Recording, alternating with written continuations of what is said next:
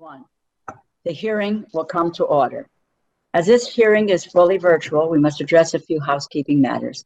For today's meeting, the chair or staff designated by the chair may mute participants' microphones when they are not under recognition for the purposes of eliminating inadvertent background noise. Members are responsible for muting and unmuting themselves. If I notice that you have not unmuted yourself, I will ask you if you would like the staff to unmute you. If you indicate approval by nodding, staff will unmute your microphone. I remind all members and witnesses that the 5-minute clock still applies. If there is a technology issue, we will move to the next member until the issue is resolved, and you will retain the balance of your time. You will notice a clock on your screen that will show how much time is remaining. At 1 minute remaining, the clock will turn to yellow. At 30 seconds remaining, I will gently tap the gavel to remind members that their time is almost expired. When your time has expired, the clock will turn red and I will begin to recognize the next member. In terms of the speaking order, we will begin with the chair and ranking member, then members present at the time the hearing is called to order will be recognized in order of seniority. And finally, members not present at the time the hearing is called to order. Finally, House rules require me to remind you that we have set up an email address to which members can send anything they wish to submit in writing at any of our hearings or markups.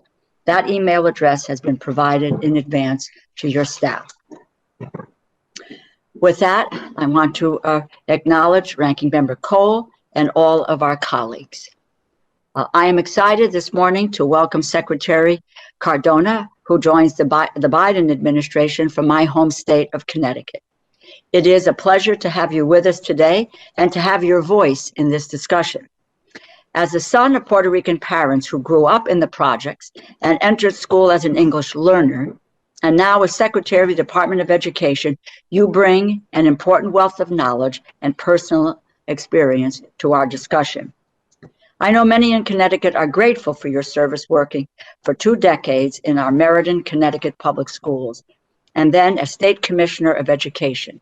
We are proud of the example you set for students not only in Connecticut, but across this country.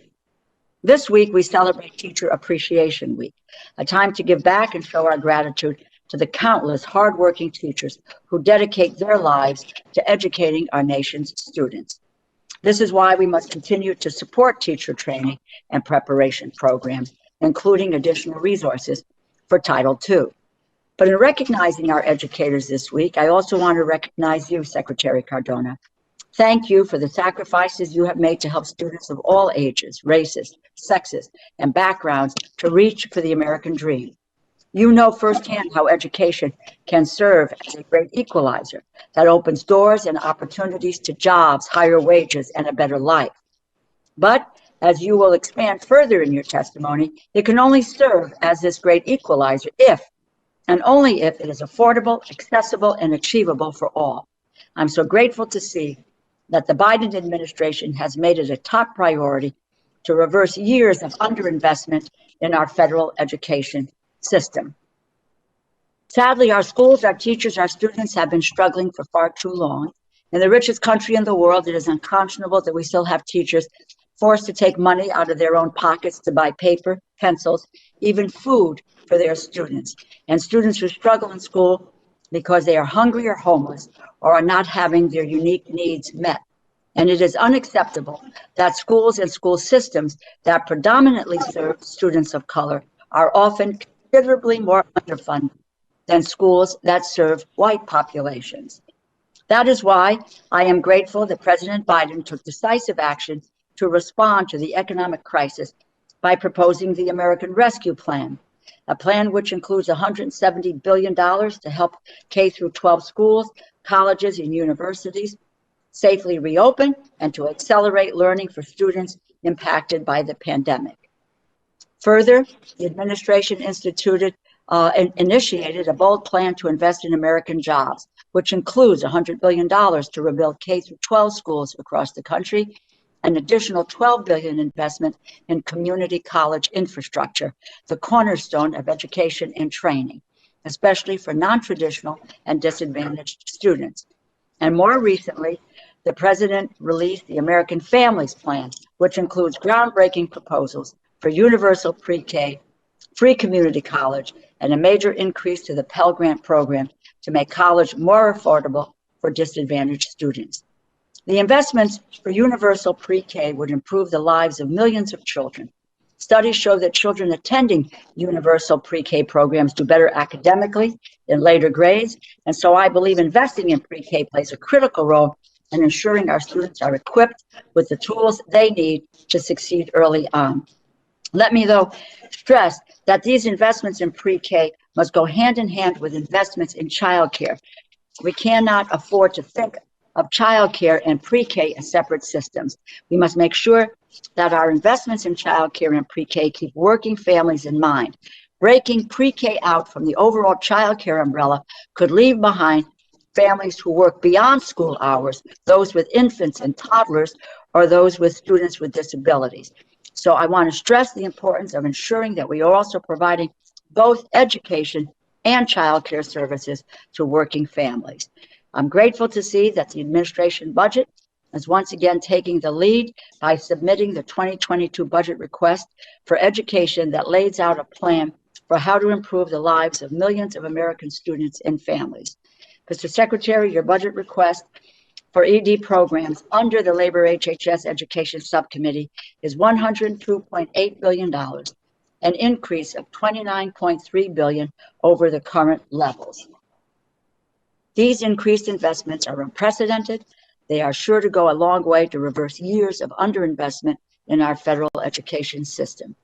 It is not enough to just throw money at a problem. We need to work to ensure that the dollars go to those who need them the most, particularly those schools and students who come from underserved communities. No student in any state should have to accept a lower quality education simply because of where they live or the color of their skin, which is why I'm encouraged to see that the administration is working diligently to reverse such funding inequities for students of color by more than doubling the funding for Title I grants.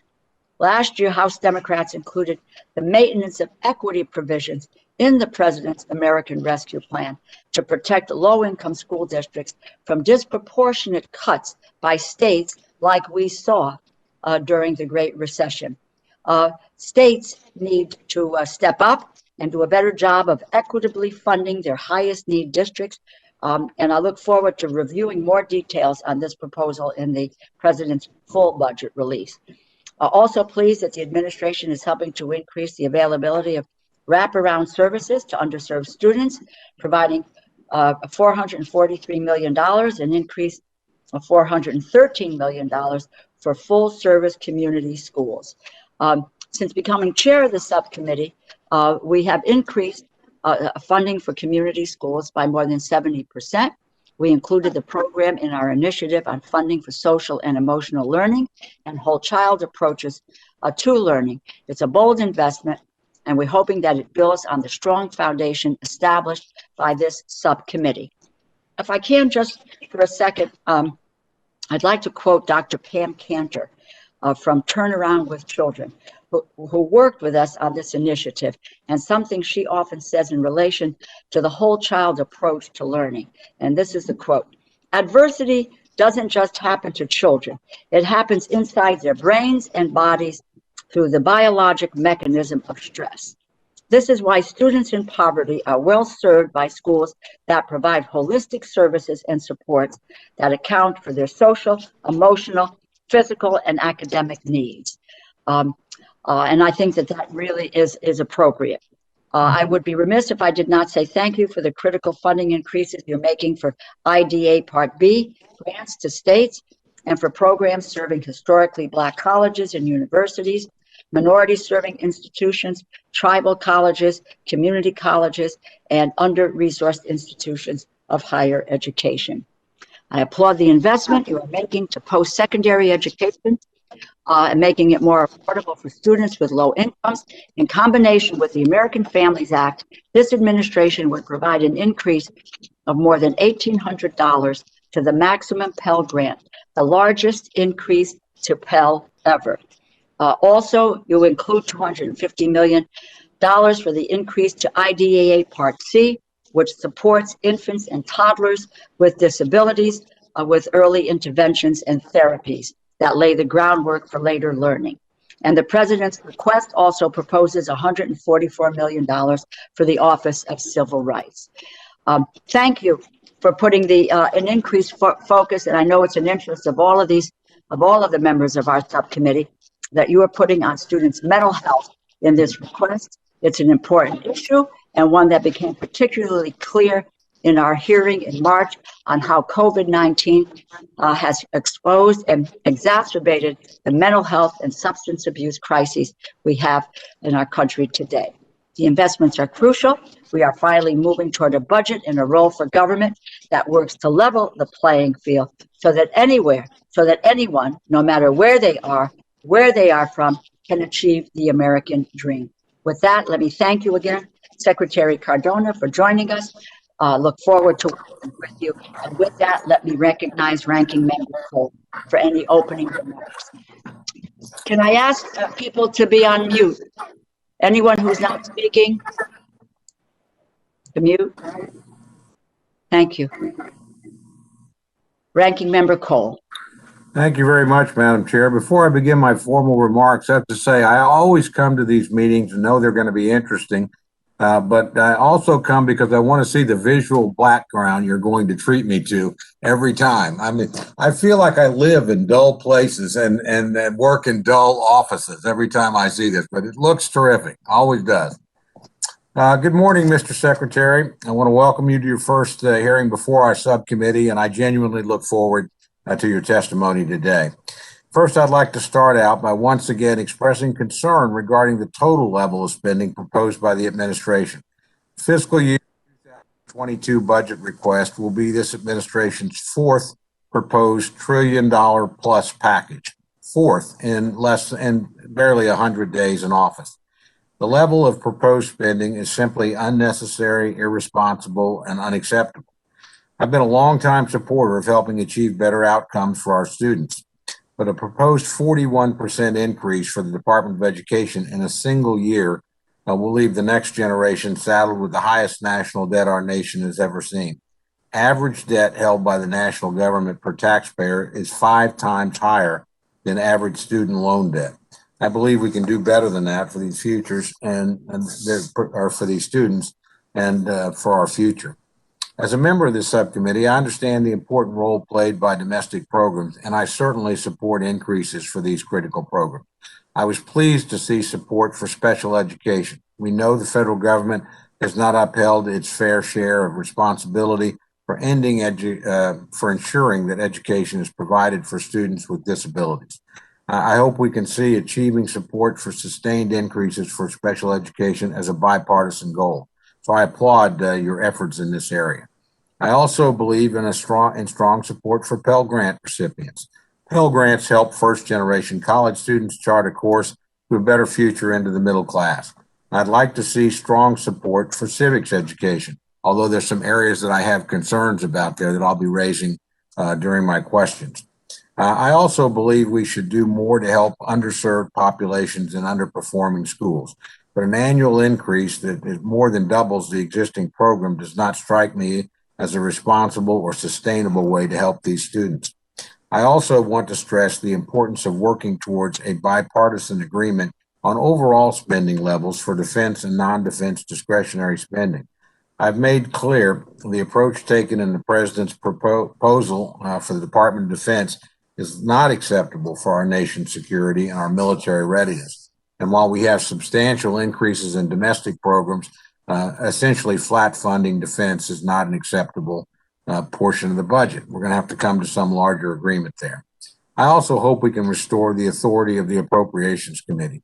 The recent decision by the majority to pursue a partisan path of mandatory funding to pay for an extraordinary expansion of government should not be the new normal. These recent proposals outside the customary budget process represent some of the greatest increases in taxes and government spending in modern history. To achieve them could trigger class conflict on an unprecedented scale.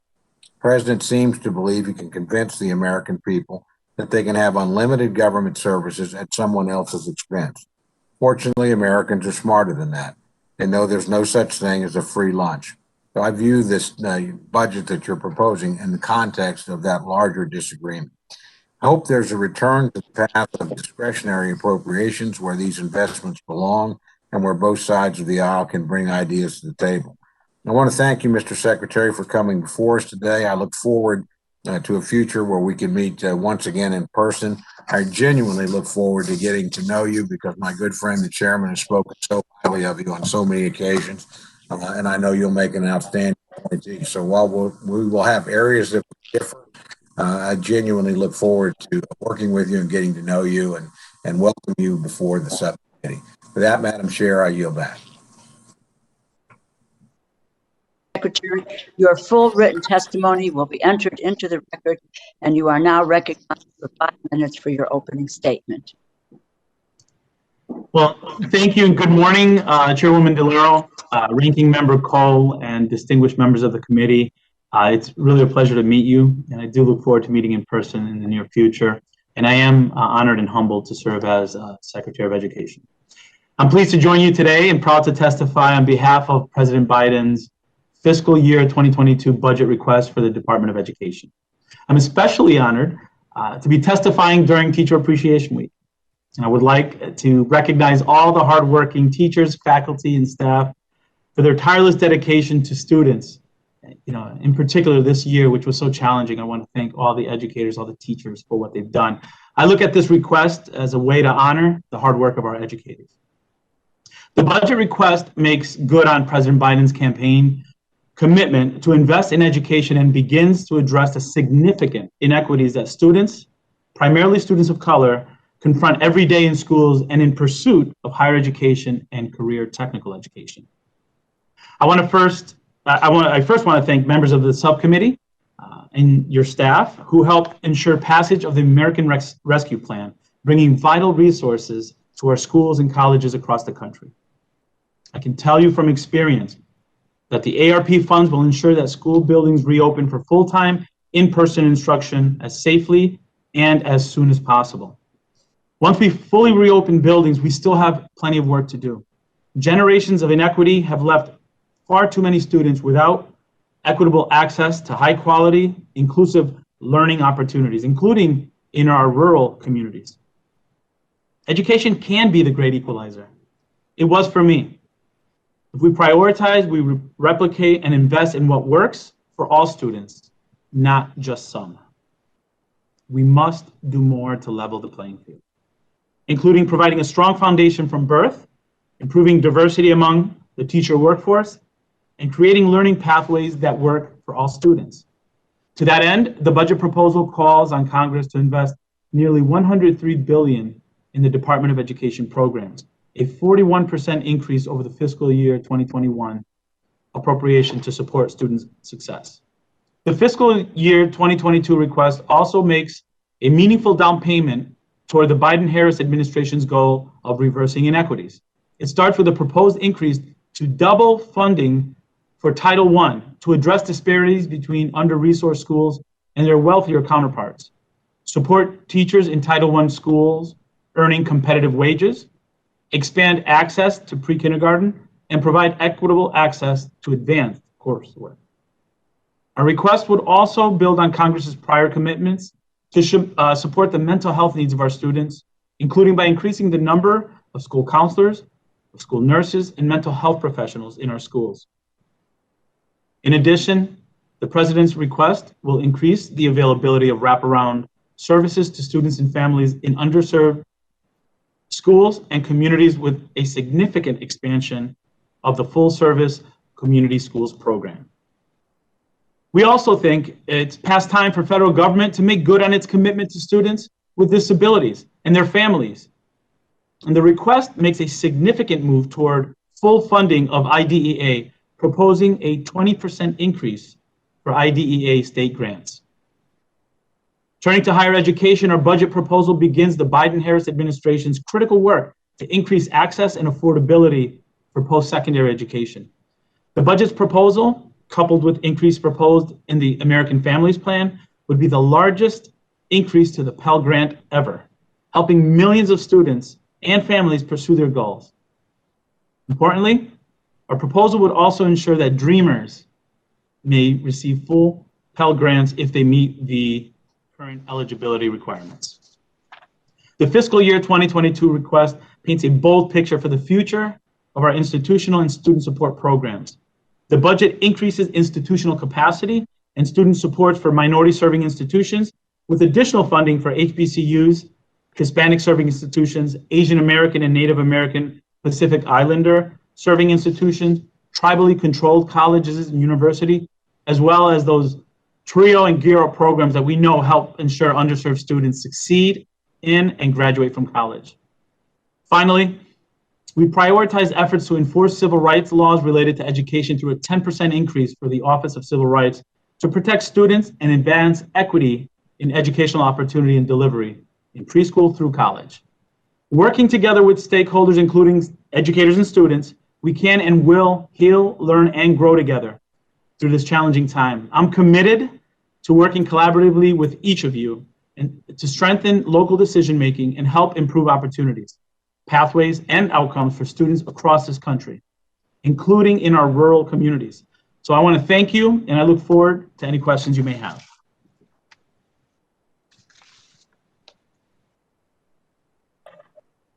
Very much, Mr. Secretary. Pleased in your testimony to hear about $20 billion for Title I and addressing the funding disparities between under-resourced schools, districts, and their wealthier counterparts. What is of concern to me is that 90% of K through 12 education funding in this country comes from states and districts. With just a handful of exceptions, I'm concerned that most states do not sufficiently prioritize funding for high poverty districts and communities of color. Given the reality, how do you see the proposed $20 billion increase to Title I improve the equity in state funding? Thank you. Well, we know, the elements of this plan really serve to communicate the transformational impact that President Biden and the team want to have in education and really value the role that education plays in the growth of this country.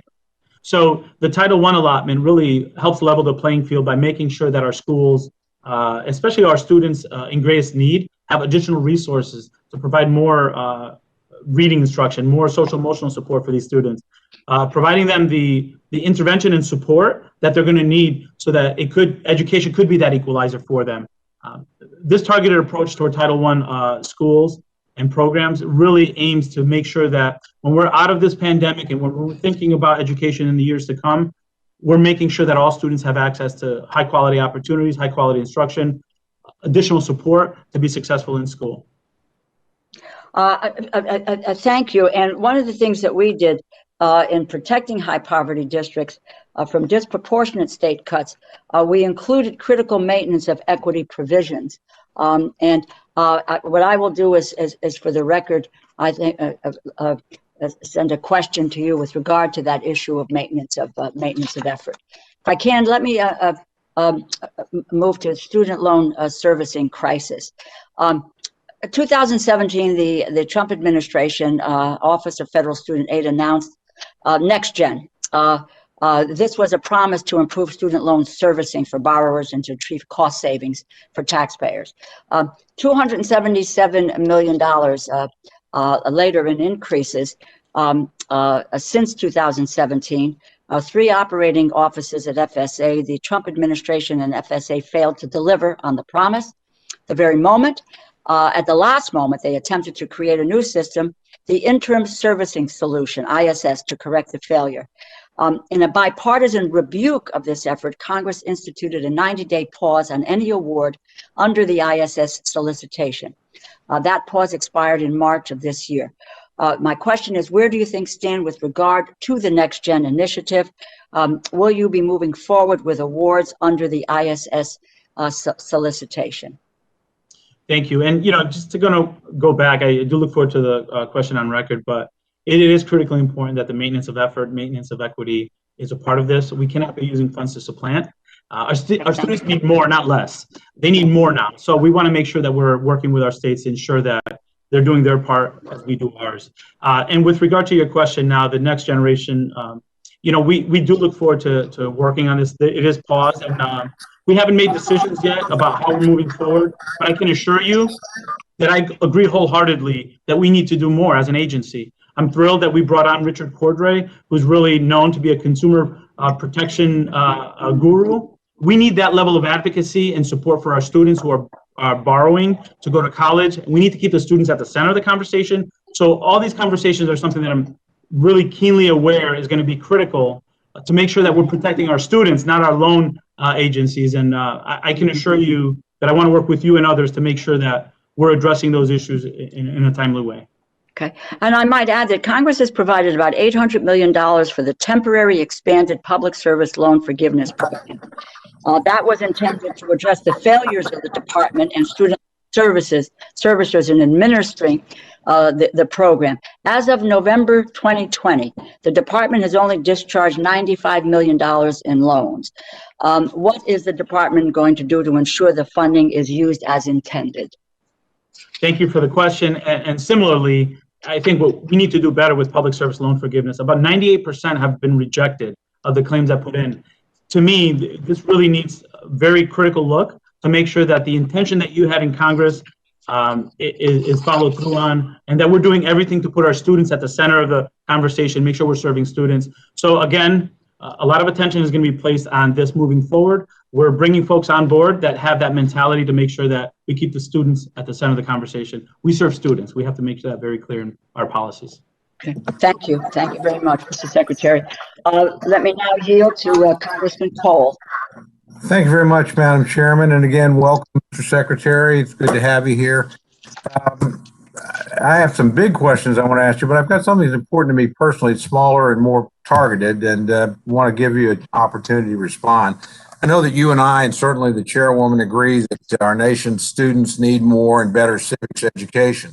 I'm deeply concerned by a Federal Register notice published last month by your department proposing competitive priorities for the national programs in civics. That proposal actually triggered just a blizzard, at least in my office, of bipartisan, and I want to stress bipartisan, critical response. It's effectively, in my view, jeopardizing civics as a bipartisan priority and potentially jeopardizing a piece of legislation the chairwoman and I have worked on together for a long time. Specifically, the Federal Register notice references the 1619 project and the work of a controversial scholar. These references have politicized civic education, whether intentionally or unintentionally, and created an impression that the administration cannot be trusted to promote civic education in a bipartisan, non-ideological way. Civics education, in my view, ought to heal what divides our country, and this proposal, in my view, exacerbates that. In light of those concerns, would you, number one, explain the reference if you're familiar with it, which I suspect you are, and then would you consider withdrawing the proposal pending further consideration? So thank you for the question. You know, I came from the local district level. I was fortunate to serve as Commissioner of Education in Connecticut, and curriculum decisions are made there with local control, with input of local stakeholders and the community there. And that's where it should stay. The Education Department does not mandate curriculum, nor does it lean in one way or another. What it does do is provide parameters for grants to be submitted, clarity, so that those who are submitting grants can submit. Did you want to speak, Chairwoman DeLauro? Yeah, well, again, I appreciate that. I think Chairwoman DeLauro is going to ask someone to mute. Yes, if I can, please, we're trying to, whoever is unmuted, please mute so that we can hear the testimony and the questions. So, Congressman Cole, I'm going to be quick because I see your time is ticking. But I do feel, listen, I've been an educator for over 22, 23 years. It's critically important that our educators have voice in developing curriculum, because we know that curriculum should serve as a window and a mirror and a sliding door into their own experiences and other experiences, as Dr. Rudine Sims Bishop has taught us in education.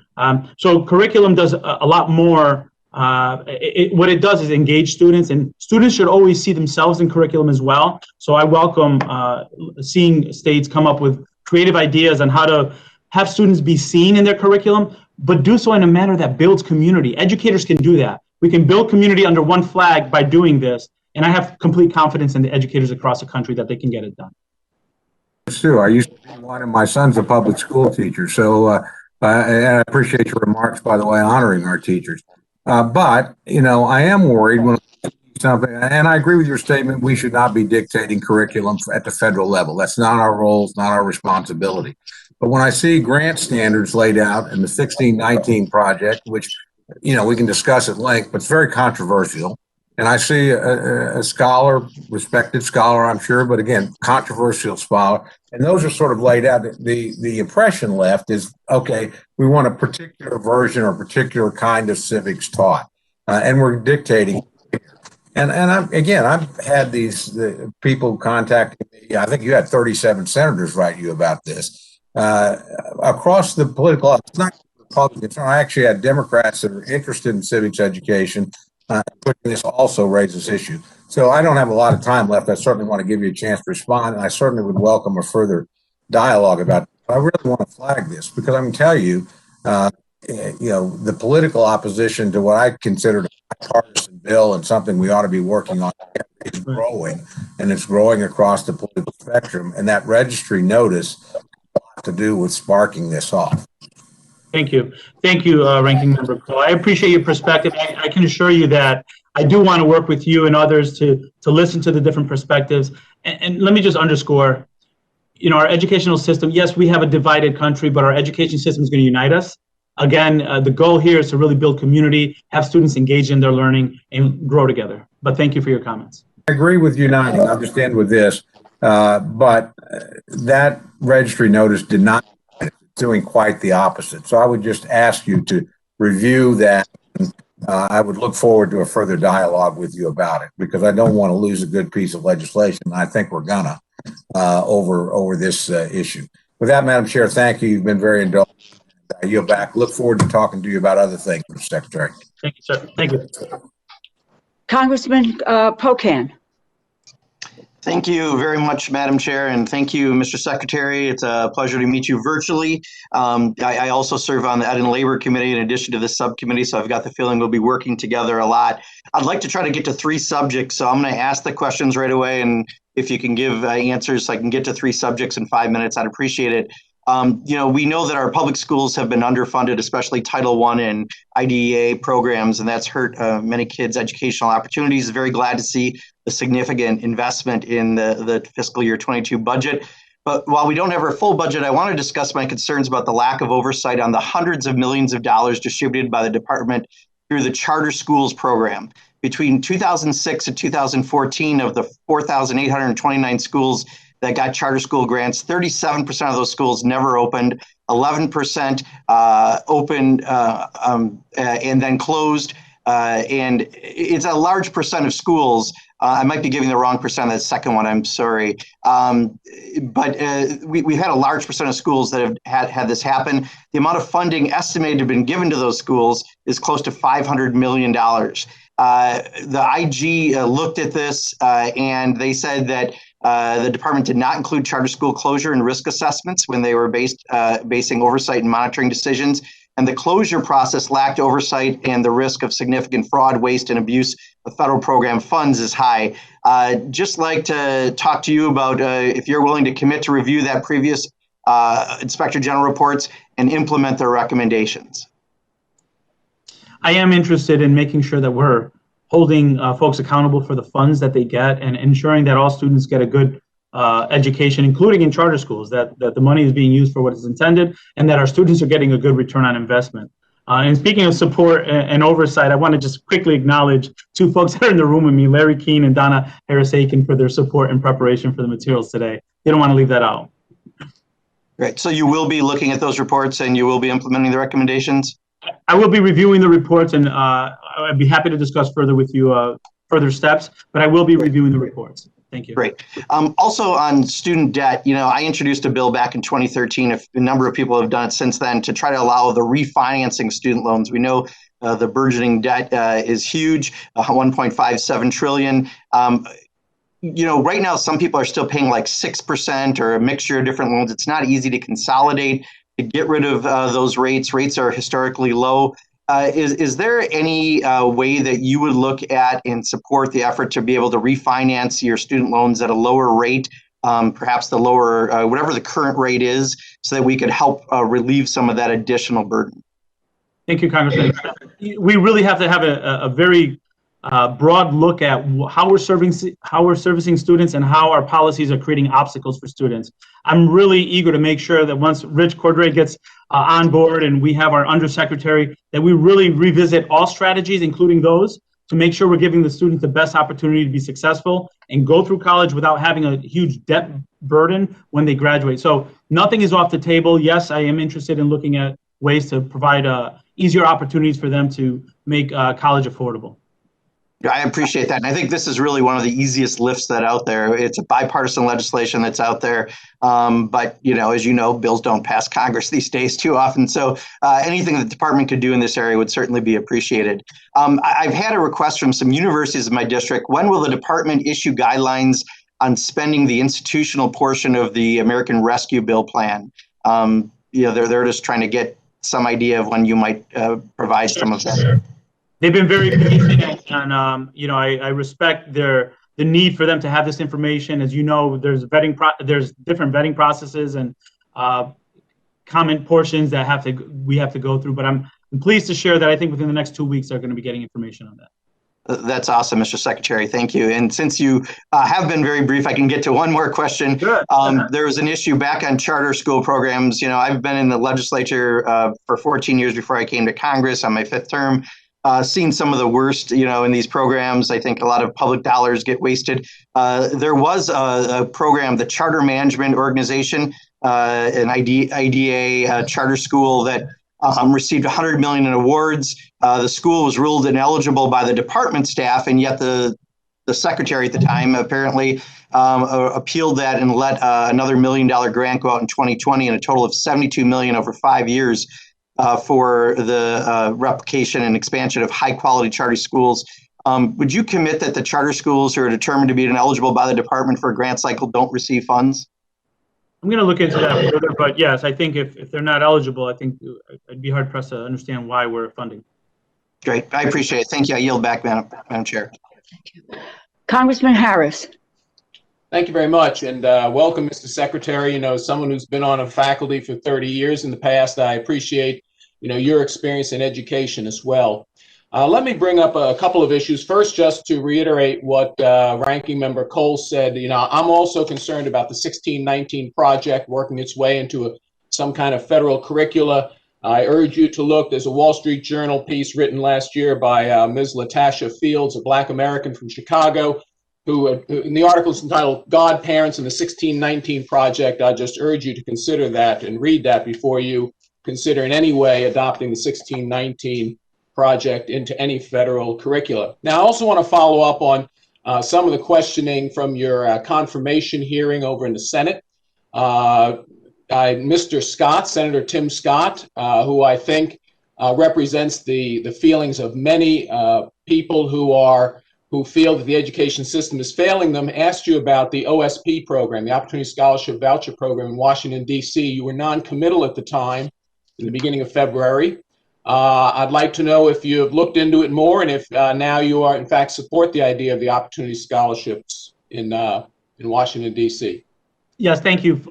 So we are looking into that. I am getting more information. I want to make sure that there's a need, there's an interest in order to support it. I certainly want to protect the learning opportunities of those students that already are in it. Obviously, make sure we allow those students not to have additional disruptions in their programs. But yes, we are still looking at what the need is and what the demand is to then make decisions about how to fund it. Well, Mr. Secretary, this is a subject I've been interested in for years. There's a waiting list for those. There are lotteries for those. How do you question the need or demand? I mean, your people at the Department of Education haven't told you that, in fact, there's always more need and demand than, in fact, available funding? Well, again, meeting with my staff, I will find out more information, more specifics, but there's also been, some question about the funding that goes to it and whether the demand is there for that funding. Well, we'll follow up. We'll follow up with you because my time is short. Of great concern to me is the revelation in the last few days that the CDC was in communication with teachers' unions to develop the medical guidelines for school reopening. Now, teachers' unions have a lot of teachers in them. I don't think they have a lot of doctors in them. And I think that decision should be made on scientific medical basis. But of interest is that Ms. Psaki in the press conference the other day said that the administration is going to involve, of course, the CDC, but they will involve the Department of Education in coming up with these CDC guidelines. So I want to know very briefly, are you in contact with the teachers' unions and in contact with the CDC and somehow communicating teachers' unions' demands to CDC using the Education Department?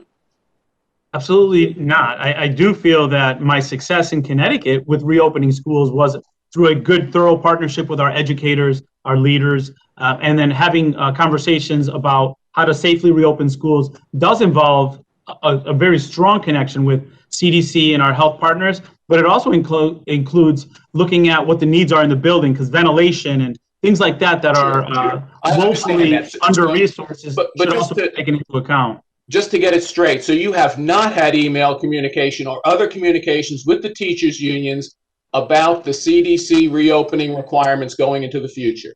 Correct. Okay, thank you. With regards to reopening schools, I think medically, I think there's pretty clear indication that that's something that should proceed, probably should have proceeded a while ago, and I appreciate that you did just that in Connecticut.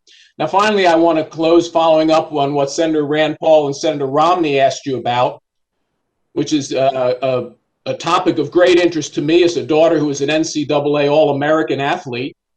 The testimony you gave in the Senate indicated that you actually support biological boys competing with girls in school sports. So I just want to get you on the record. This is the House side. That was the Senate side. Is that true? Thank you, Dr. Harris, and congratulations to your daughter. I'm going to be very clear, and thank you. Listen, I want to thank you that because there's no way she could compete against biologic males. She would never have gained All-American status, but I await your answer. Yeah, and there's no way that I wouldn't support all students in our country to have opportunities to engage in school activities, which include extracurricular. So, as I said then, I'll say it again. Biological boys should be competing with biological girls. That's a very specific way. I understand we can create transgender leagues. I don't mind. Should biological boys be competing with biological girls? As I said then, I'll say again, transgender students deserve every opportunity to participate in all school activities. Then I will take that as including to compete against biological girls. I'm disappointed. I yield back, Madam Chair.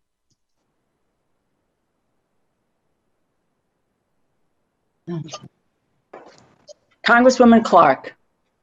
Thank you so much, Chairwoman DeLauro. Welcome, Secretary. We are thrilled to have you.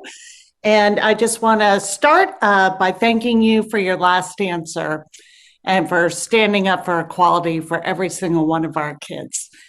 I want to specifically ask you to start off about the serious shortage of mental health professionals. I am so pleased to see a $1 billion request to increase the number of those professionals in school settings.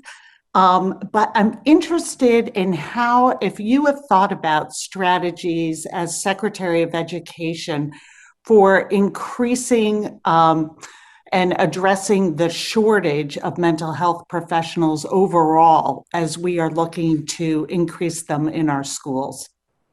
Thank you, Congresswoman Clark. So, I'll start by saying when I visited this last month and a half, I visited about 9 states, 10 different schools. And one thing that came out loud and clear is the need for our schools to look different than they were prior to March 2020. And one of those differences is the need for better social emotional supports, better mental health supports. Our students are in greater need there. So your question is a very good one. How do we create the capacity there? How do we look to connect our K-12 institutions with our institutions of higher education to make sure that we're preparing enough professionals to fill the demand that we have in our schools to meet the social emotional needs of our students. So we need to be creative about creating pipeline programs, ensuring that our students have pathways in our K-12 systems to get into the higher education space around that social emotional support or degrees in school counseling, social work. That's critically important. Not only do we have to rethink our organizational structure for our schools, but we also have to create clear pipelines for our students who are in school now to think of themselves as future mental health professionals.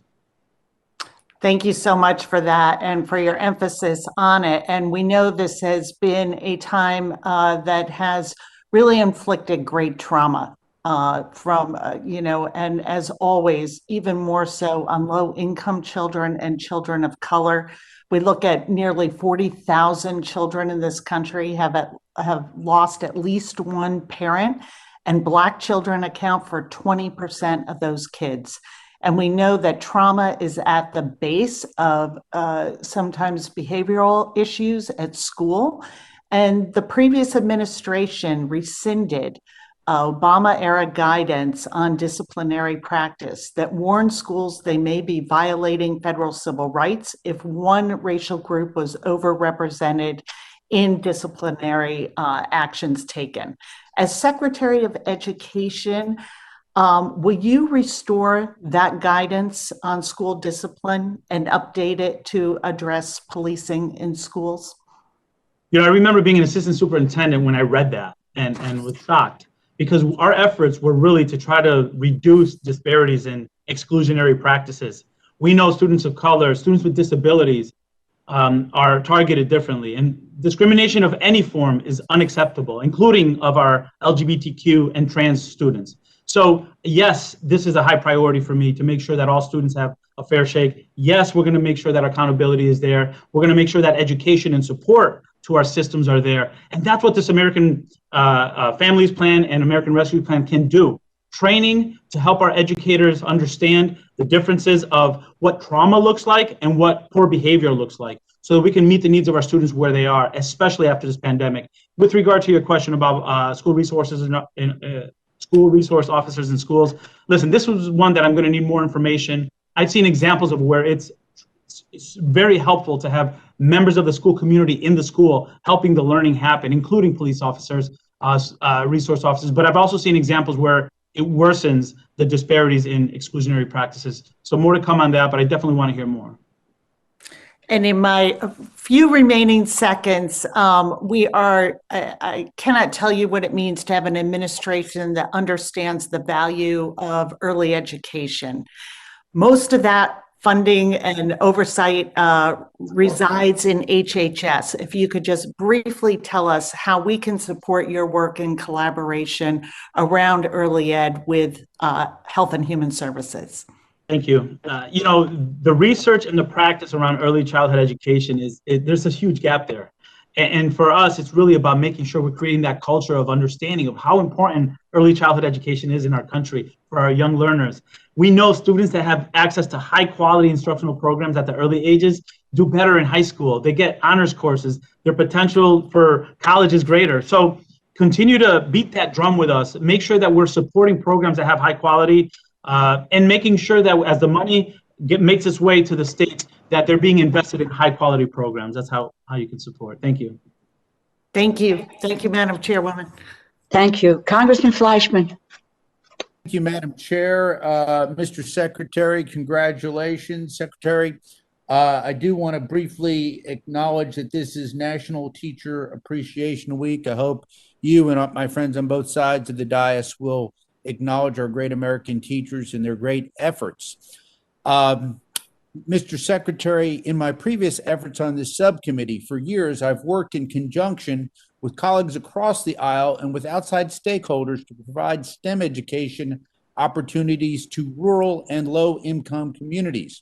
Most recent data shows that 3.5 million STEM-related jobs will need to be filled by 2025 in order to maintain a stable workforce. It is imperative that we continue to support public-private partnerships to close the skills gap and cultivate a diverse workforce. My first question, sir. As we begin to reopen schools, how do you believe Congress could help in your efforts to increase STEM and computer science education in low-income and rural communities? And what is the administration doing to promote public-private partnerships in this area, sir? Thank you for that question, and you're absolutely right. I think if there's anything that stood out in topics that I've had conversations with elected officials at the state and at the national level, it's the need for us to do more there. I really feel we need to evolve our system to make that clearer pathways into the workforce a reality for students starting in middle school. And, you know, I have had experience on a workforce council where we brought our workforce partners, our CEOs around the table with higher education, with our K-12 leaders to come up with strategies to make sure that we have sustainable plans to do that. And I look forward as Secretary of Education to really moving the needle on that. I'm really passionate about that. I think that has to blend K-12 expertise with higher education expertise with workforce partners. So you're absolutely right. We need to listen to our workforce partners, but have them have a seat at the table when we're planning, because regionally really is where we can get the most bang for our buck. When we know what the needs are regionally, we can make internship experiences together. We can develop curriculum with our partners in the workforce. There's a lot of room for growth there in this country, and I look forward to leading that.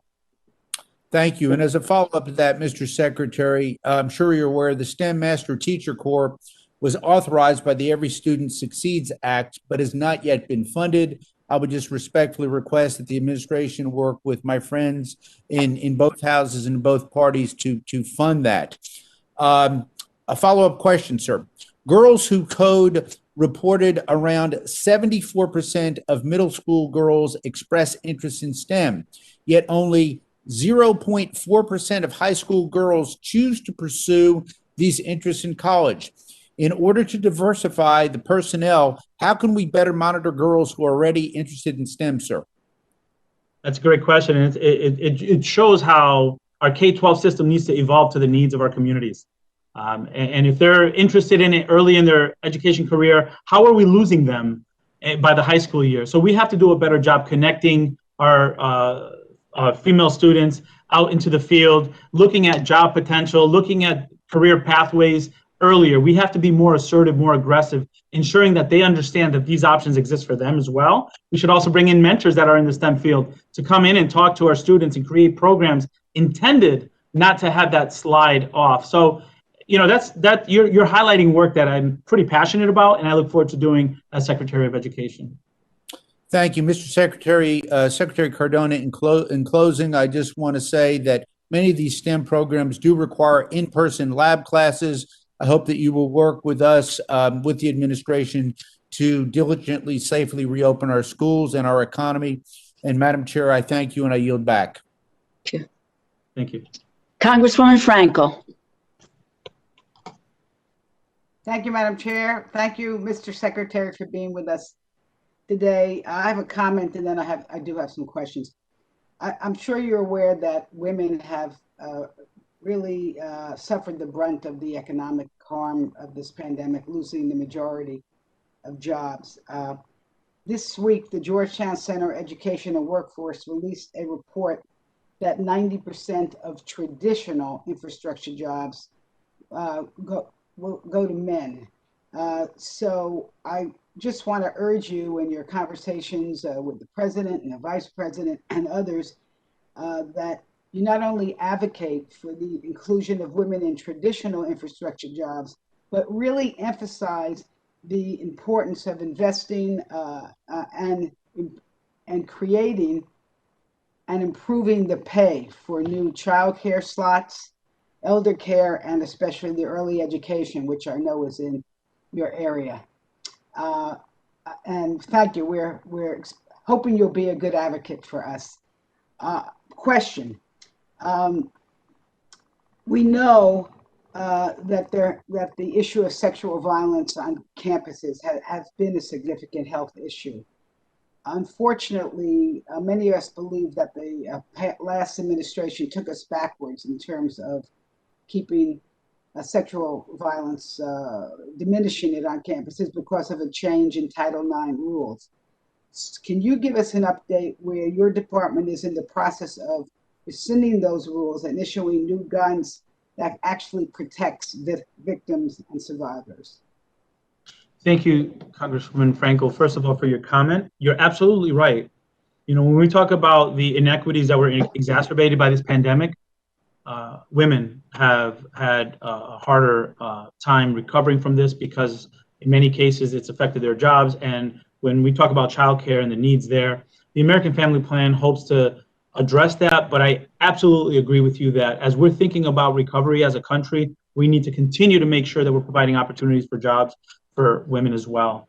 With regard to the question that you asked about Title IX, you know, part of this process, and we're looking forward to having information as soon as possible because I know folks are waiting for it. But where we are in the process now is in the listening phase. As you know, public comment is critically important for us to make sure that whatever we put forth takes into account the needs and the concerns expressed by those we serve. So we are in that process, and that's a very important part of the process. Once we're done with that, we look forward to moving quickly to make sure we have guidance out there. Because like you, I agree that sexual discrimination or any type of harassment has no place in our college campuses. Mr. Secretary, do you actually have proposed rules that are being commented on?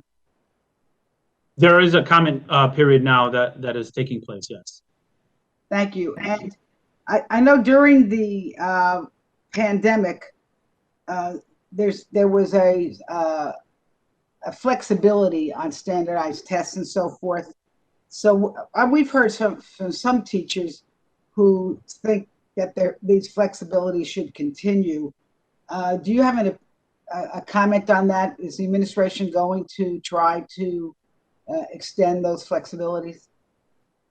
Thank you. Yes, the issue of assessing students at this point in the pandemic is a really tough one.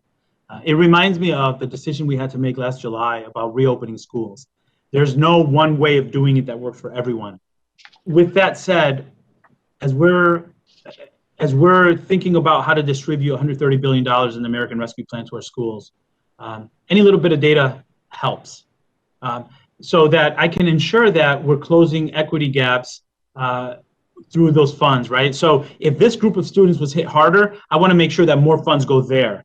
But I know teachers across the country don't need a standardized assessment to tell them how their students are doing. There's not one teacher that needs that to tell them how their students are doing. They know. With that said, when we're making policies and when we are distributing millions and millions of dollars, it helps to know which communities need double the money, so that when I see resources being used to make class sizes of 9 in one class where other classes may have 20, I understand that based on how the students performed of the impact of the pandemic. So I recognize it's not an easy one. And then moving forward, because your question was about extending them, I hope to have robust conversation about how to evolve our assessments to make sure they measure what they're supposed to measure. Thank you, Mr. Secretary. I yield back, Madam Chair. Thank you. Congresswoman Herrera Butler. Thank you, Madam Chair, and thank you, Mr. Secretary. You know, a little bit in that last question, obviously, throughout the pandemic, I've heard from parents nonstop who have struggled to help their kids during the remote learning. And whether it was, you know, we're seeing incredibly scary increases in mental health challenges and suicidal either ideation or attempts to just learning loss. You know, I was looking at a McKinsey study from the end of last year talking about, you know, learning loss experienced by Black students was about 10.3 months. Latino, well, they say Latinx, and that's a personal thing. I hate the term Latinx as someone of Latin descent. So Latino students, 9.2 months, and students from low income backgrounds from a 12.4 month. And that was at the end of last year, could be even greater.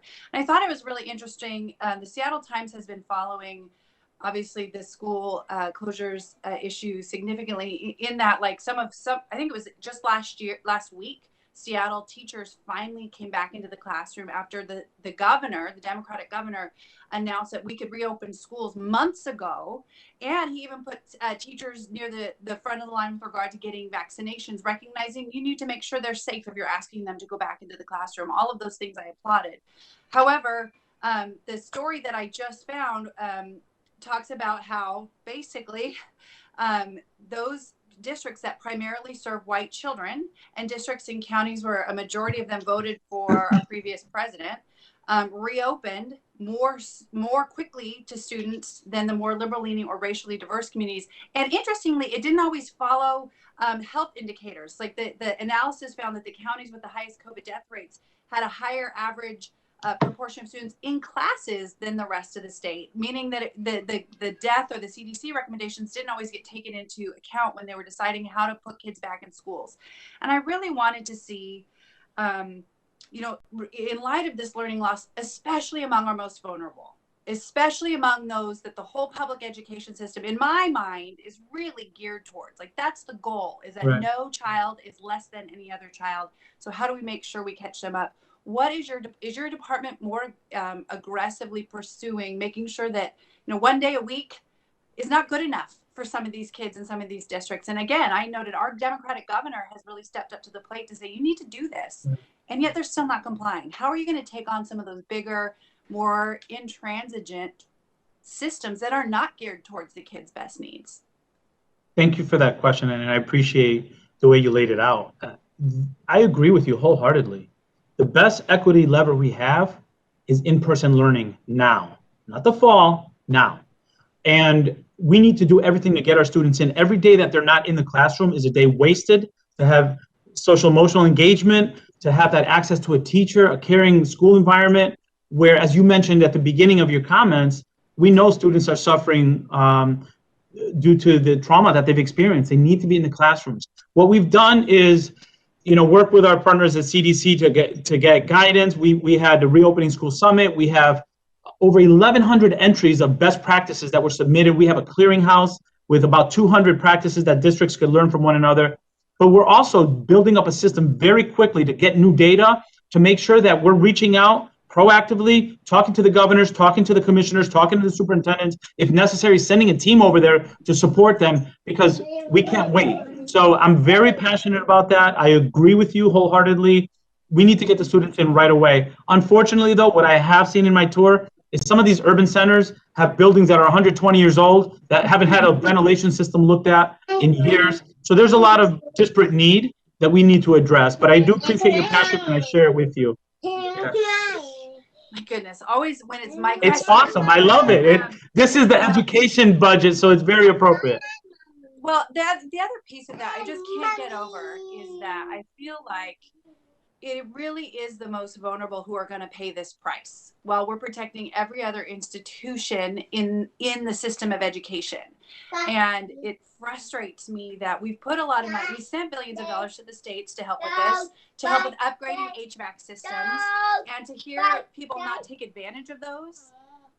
I mean, we could send all the money in the world there. Unless there's some sort of teeth, I think those kids are going to continue to pay. And I want to understand that you've got their back even over some of the adults in the system. Exactly, and thank you for sharing that. And I want to continue to have conversations with you about where, you know, what you're seeing, what you're hearing. But I cannot agree anymore. We need to advocate for children here. We need to keep students at the center of the conversation. You're absolutely right. Some kids are being hurt more than others. We need to be aggressive about reopening now, providing whatever supports they need. So support and accountability have to be equal here. And I totally agree with you. The plans that the states are providing within the next 3 weeks must include how they're going to address equity and how they're going to engage stakeholders. We need to get our kids back right away. Thank you for that. I appreciate it, Madam Chair. Thank you. Congresswoman Bustos. All righty. Thank you, Madam Chair. And Mr. Secretary, great to see you again. I do want to publicly thank you for visiting Illinois last month with the First Lady. It was really good to have you at Sauk Valley Community College. Today, if I may, I'd like to talk a little bit about teacher shortages. I gave you a little handout when you were in our region that went over a little bit about this, but the American Families Plan, just so great to see that President Biden is requesting doubling the yearly Teach Grant Award from $4,000 to $8,000. And that's for students who commit to teaching a high need subject in a high poverty school district for 4 years. I think it's terrific. So thank you. Also want to applaud the $2.8 billion for teacher residency programs and the $1.6 billion for grants for teachers to obtain additional certifications. So that plays into helping to address teacher shortages. Major problem in my home state of Illinois, where right now, as we're having this conversation, school districts have about 4,200 unfilled positions. You know, think about that. Shortage of teachers, of paraprofessionals, of other licensed staff. In the congressional district that I serve, we have 400 vacant positions, and that's a lot. So if you can talk a little bit about the American Families Plan and how that will impact addressing this teacher shortage issue. Sure. First off, let me say Sauk Valley gets it right. If you want to see an example of how a community college could lift a community and provide pathways for careers that exist now, visit Sauk Valley. It's like a commercial. I'm smiling because it was one of the best visits I've had. Thank you for what you're doing over there, and thank you, Sauk Valley, for what you're doing. You're absolutely right, teacher shortages, but you know, we could throw money there, but I think what I don't want missed here is we have a president now that values education, understands the role of education, and together we need to lift up the profession where it needs to be. We need to honor our educators, not just during Teacher Appreciation Week, but we need to make sure that it's a viable profession. Let me tell you, 30 states, a mid-career teacher in a family of 4 will qualify for federal assistance. That's unacceptable. That's unacceptable in this profession. So we need to create better pathway programs for our students to become educators. You mentioned paraeducators. Our paraeducators show up every single day working hard for our students in those schoolhouses, in those communities.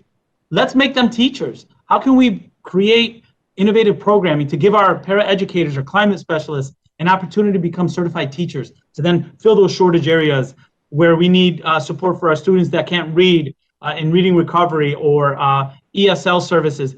We have to be innovative, and I'm hoping now that there are financial resources that we have bold leadership strategies to really fill those gaps. But the best way to do that is to really lift the profession and make sure that the students that we're serving now feel welcomed in our school so that they can consider themselves teachers in the future. So as far as teachers' salary, Mr. Secretary, and that was actually my next question. In fact, let's see, let me, so in 2019 in the state of Illinois, we had more than 5,500 K through 12 teachers earning less than $40,000 a year. You know, to your point. You know, I'm just wondering what we can do more at the federal level. Earlier this year, I introduced something, again, this is in the handout that I gave you, Mr. Secretary, but we introduced something out of my office called the Retaining Educators Takes Added Investment Now Act. You know, we love to, it spells out retain, and along with other provisions that it has in there, but it creates a fully refundable tax credit for teachers in Title I schools. The credits start at $5,800 and ramp up to $11,600 over the years to help retain staff. But so I'm wondering what else, and I hope that you'll be supportive. Please take a look at that. I'm hoping those on this subcommittee will be supportive. But is there anything else, any other investments that we should put into programs that fight teacher shortage and help the pay increase, increasing Title I funding to help school districts increase teacher pay? Just curious as to any other ideas that you have specifically on how we can address that. Sure. So, you know, thank you for sharing that. I look forward to having more conversation with you about that. Please. And lifting best practices, because it does take everyone at the state level, takes at the federal level, but at the local level also. We need to think creatively with this opportunity that we have to hit the reset button. So some strategies, as yours is a great idea. I talked about the pathway program to make sure that our paraeducators have an opportunity, but I think we need to do a better job starting in middle school, looking at pathways for teachers, for our students. But if our students have a good experience, they're more likely to want to do that. Competitive salaries are needed. We need to really make sure that, you know, we're giving teachers a competitive salary and an opportunity to continue to grow. This is not just about the salary. It's about honoring the profession by giving professional learning opportunities, advancement opportunities, additional higher education opportunities for our educators. It's really about making sure that we're taking care of the teachers once they choose that profession, as well as recruiting them. I look forward to doing more with you on that as well. I do too, Mr. Secretary. Thank you very much. My time is up, and Madam Chair, I yield back. Thank you so much, Mr. Secretary. Thank you. Congressman Molinar. Thank you, Madam Chair, and Mr. Secretary, good morning, and thanks for being here with us and for sharing your experience with us, and very much appreciate your service in education, both at the state and now at the federal level, as well as the local level, and being a hands-on educator. I wanted to talk with you a little bit as we've gone through this global pandemic. Obviously, it's affected a lot of what we've been seeing in the area of education, and it seems like there's been a lot of people innovating, trying to make things work, and using creative ways, whether it's online learning, different choice options. What have we learned through this process that may increase more innovation, opportunities for parents to tailor programs that meet the needs of their individual students? Any thoughts on that? Yes, thank you, Congressman Molnar. You know, you brought up something that's really important. Let's not go back to what it was in March 2020, because that system that we had before wasn't serving all kids equitably. So you brought up blended learning. I think, you know, while I think students need to be back in the classroom, the role of blended learning is, I think, should always be a part of how we educate students.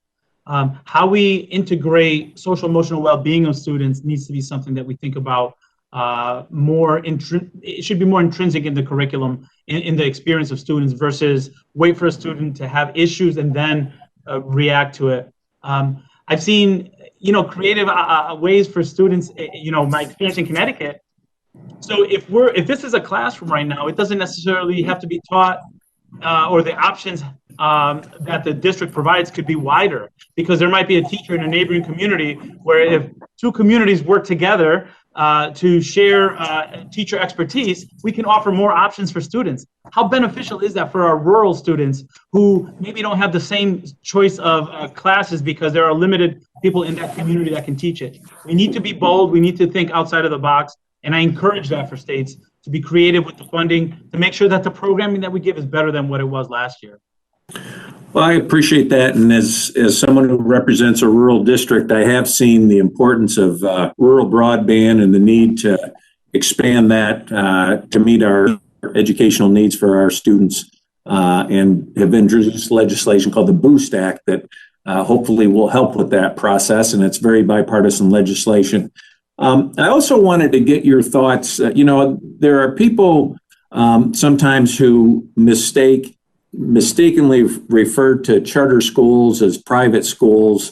To me, they are part of our educational public school framework, often offer opportunities for innovation and targeted opportunities for families who may not have other opportunities. And I just wanted to get your thoughts on charter schools, the role that they play, and educational choice in general.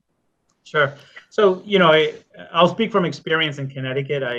Some of the greatest examples of innovation I saw from charter schools, but I've also seen amazing innovation from your traditional schools. Really, they're hubs of innovation, right? And I've seen them work, and I've seen other cases where it hasn't worked, and I've struggled with the accountability in some places, but I've felt the same way about other traditional schools as well. So they provide an option for students, and oftentimes they're targeted toward a specific learning area or a specific need. So they're part of the portfolio of choices. But again, not that my thing is I don't ever want to support a system of winners and losers, and I want to make sure that all schools provide an opportunity for students to get a high quality education. I don't support one school at the expense of another school. Sure. That's Sure. my position on that. No, I appreciate that. And I also just want to get your thoughts on the 1619 project. I recognize that you're not advocating for that. You're not saying that we should have a federal curriculum. But it does appear that in the guidance in the Federal Register, it did mention the 1619 project, which according to the editor-in-chief of the New York Times said the aim of the project is to reframe American history.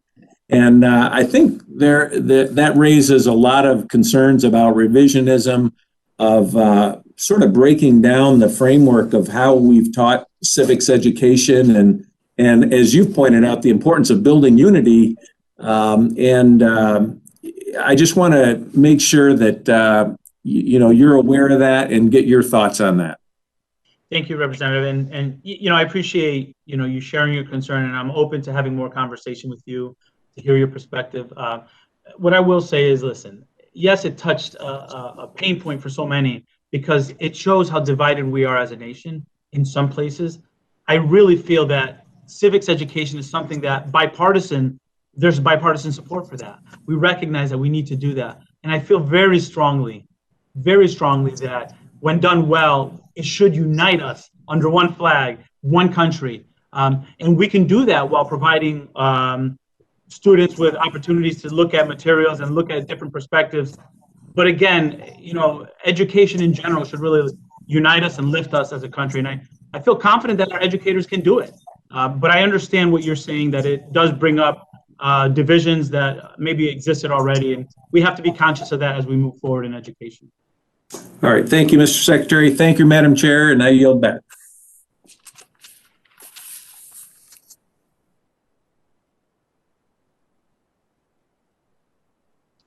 Congresswoman Watson-Coleman.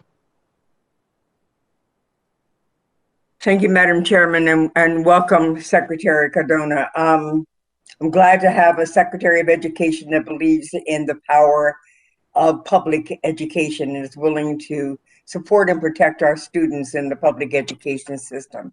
I'm also encouraged that the President has continuously spoken to the issues of equity and eliminating disparities. And with regard to what our children have been educated in, I am very much aware of the fact that the experience of the African American building of this country has been woefully inadequately dealt with in our public education system.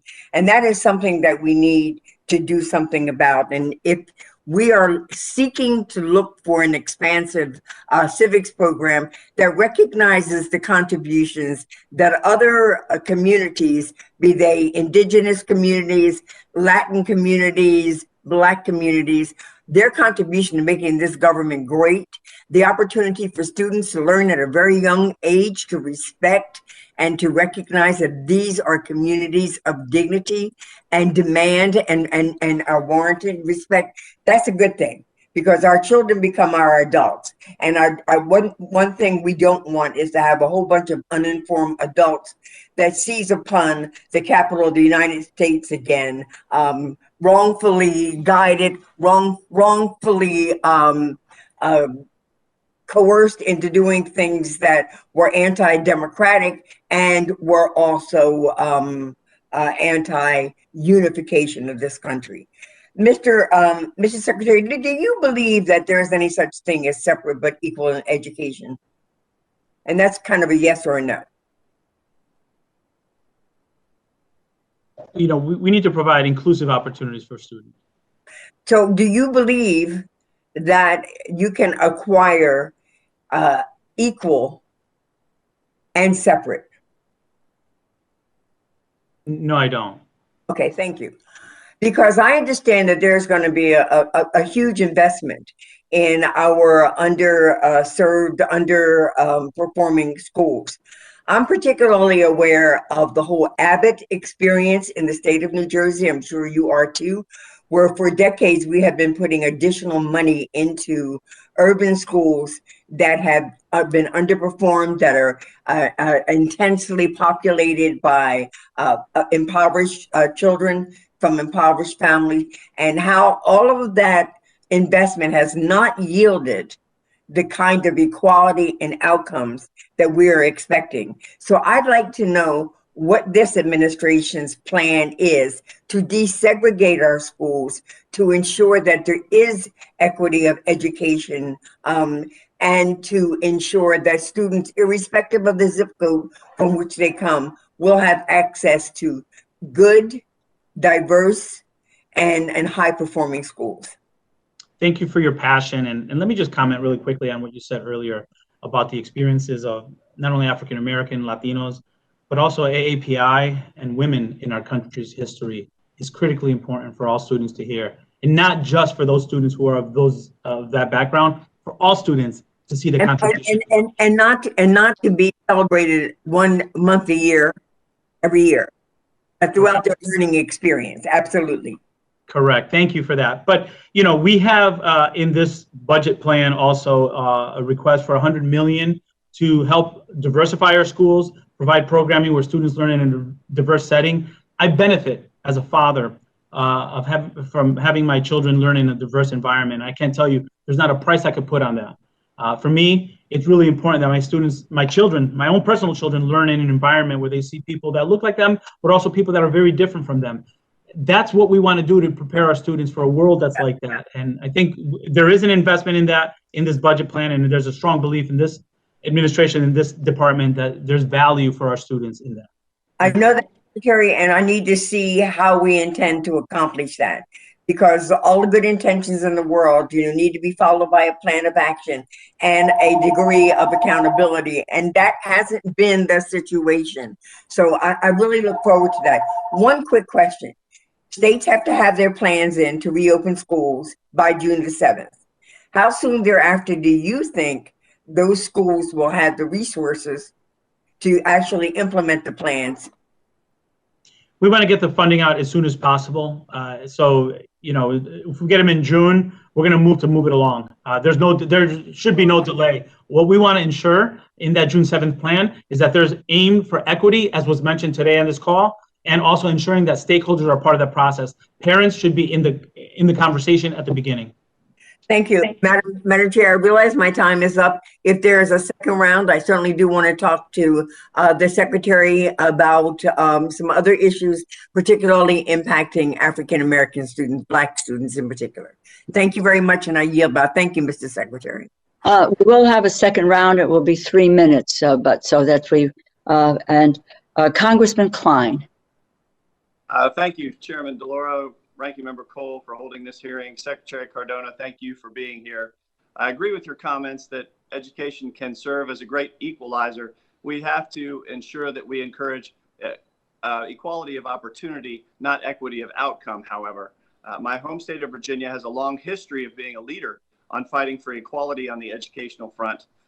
Barbara Rose Johns, a Virginian, led a walkout at the Robert Russell Moton High School at age 16, which initiated a case called Davis v. Prince Edward. This later became one of the 5 cases that the U.S. Supreme Court reviewed in Brown versus Board of Education of Topeka when it declared segregation unconstitutional. I'm grateful for her contributions and look forward to working with you to ensure that all students have that equality of opportunity for a high quality education. Additionally, I appreciate your recognition of the unprecedented increase in spending that President Biden has proposed. Apparently math was not his strong suit when it came to his education, because this budget that he has put forward is so far out of whack. After so much extraordinary emergency spending, it's quite ridiculous. The president's skinny budget proposes nearly $103 billion for Department of Education programs, which is an increase of almost $30 billion. That totals 41% above fiscal year 2021 enacted level. This level of an increase in spending in the same year that Congress has allocated extensive funds to mitigate the effects of COVID is highly irresponsible. When I served in the Virginia General Assembly, we were required to balance our budget. As lawmakers, we must make difficult decisions and determine how to most appropriately spend taxpayers' money with sound authority and reason. With that, I'll ask you, Mr. Secretary, much of the nation's conversation in recent years has been centered around student debt, which surpassed over $1.57 trillion in 2020. This is a problem, but canceling it is not the solution. That would devalue others' choices who determine that going to community college for all or part of their education, or that completing an apprenticeship, which would allow them to start in the workforce debt-free, was the right decision for them. Others have determined that their best path was through a 4-year degree while incurring some debt.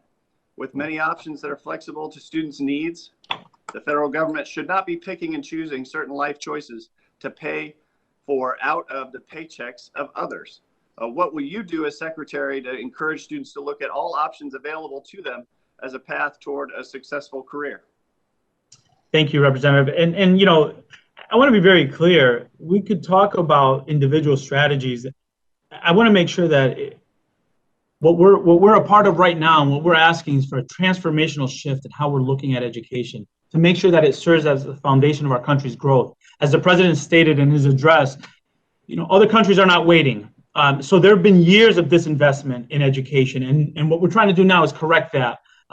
So for those students who have been underserved for years, generationally, we're seeing the symptoms of that. And I think intervention costs more than prevention. I look at a good education system is the best way to lift our country. With regard to the student debt, we have to do more in the agency to make sure we're providing pathways to affordability for our students. And I think public service loan forgiveness, ensuring that there's a good return on investment for our students that go to college, ensuring that we're giving them every opportunity to be successful in college and not have a mountain of debt is, to me, just as important as revisiting the loan forgiveness process. So by hiring Richard Cordray, by bringing talent on board that understand that we have to advocate for students in all that we do, I feel confident that we're going to get there. Thank you. Your department announced last month it was extending COVID-19 relief to defaulted borrowers who have legacy loans under the Federal Family Education Loan Program. While that decision was expected, you also announced a new requirement that was not, that guarantee agencies move newly defaulted loans to the department. If the goal is to help these borrowers, this new requirement will not accomplish that. These state and nonprofit agencies have relationships with these borrowers and can move quickly to remove the default and restore their credit record. In contrast, if the department takes these loans, it will be well into 2022 before borrowers see any relief remotely close to what guarantee agencies can do for them, and in an accelerated time frame.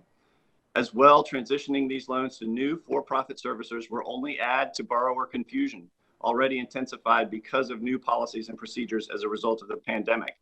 Given all of this, my question to you is, would you be willing to revisit this mandatory assignment proposal and allow nonprofit and state guarantee agencies to continue doing what they do best and frankly were created to do? If not, I worry these borrowers will not be a priority for the department and critical relief further delayed. Thank you, Representative. And I'll be quick because I know the time is up.